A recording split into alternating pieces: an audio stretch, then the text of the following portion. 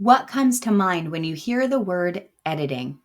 After working with books for more than a decade, I've come to terms with the fact that I rather hate the word editing. To me, editing implies cutting and pasting, moving around what's already there in front of you, which in the world of book development is tragically limited.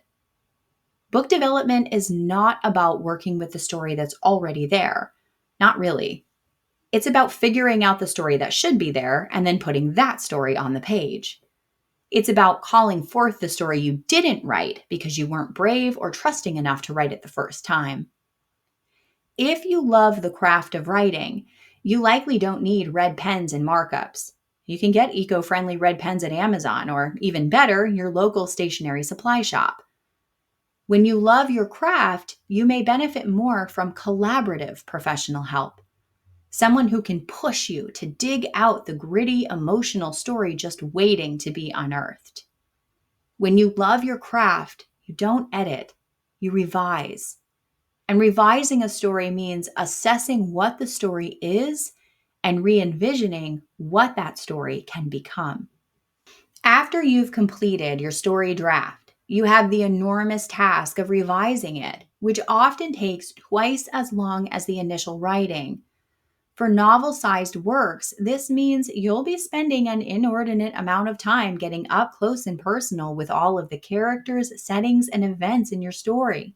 Before you go hog wild with that backspace button, though, take a step back and a gigantic breath. Because the best thing you can do to revise your story is to forget about the draft, at least for a little while. Tuck that manuscript into a desk drawer, or encrypt the file with a ridiculously long password that only your spouse or a trusted friend has access to. While you're not touching the manuscript itself, it's important that you're thinking about certain aspects of your manuscript. What is the purpose of your story? Why did you write it? What one message do you want to share with the reader? How will you share that message? To what audience is your message appropriate or important? How will the audience know the story is written for them? Who are your characters? What do they want? What holds them back? Why do those things hold them back? How will they overcome those things? What does their overcoming mean in relation to the plot events? Why are certain places important to them? What lessons do they need to learn to grow? What are the major plot events and conflicts in your story? How do those events and conflicts arise? How do the characters affect or change them? How will the events or conflicts be resolved? Who will resolve them? Can they be resolved? What are the major settings in your story? How do the settings relate to the characters and the plot events? Why are they important to the story? How will the characters affect or be affected by the settings? What point of view have you chosen to write in? Why did you choose that point of view?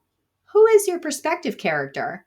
Why does the point of view work best for the chosen perspective? What message does that perspective character want to share with the reader? Does the perspective character use a specific dialect or style? What is the major theme of the story? What motifs do you use to communicate that theme? How do your characters show theme or motifs in action? Does any single character embody the major theme? How will the reader know? And you'll think about all these questions and more without writing a single thing down. Okay, record a voice note if you have to, but the point is to allow the story to simmer, to pull out and enhance all those flavors, and to understand the story you're cooking so you and your readers know what to expect from the moment you take that first bite to the last scraped off the bowl taste. Thinking about all these questions allows you to re-envision the story before you sit down to revise.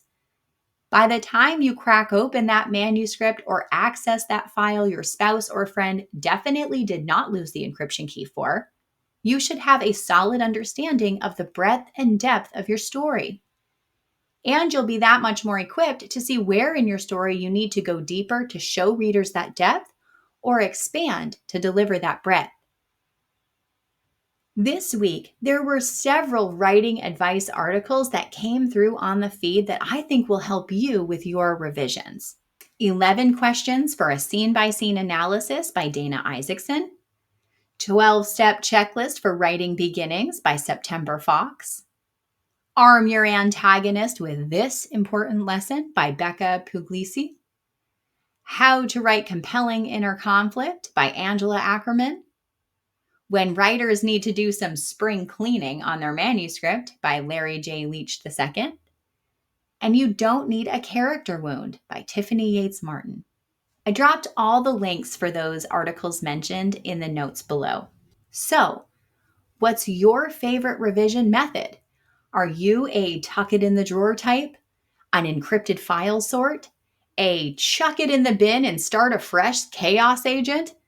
Let me know in the comments and share your methods with others who may need that support. Happy writing.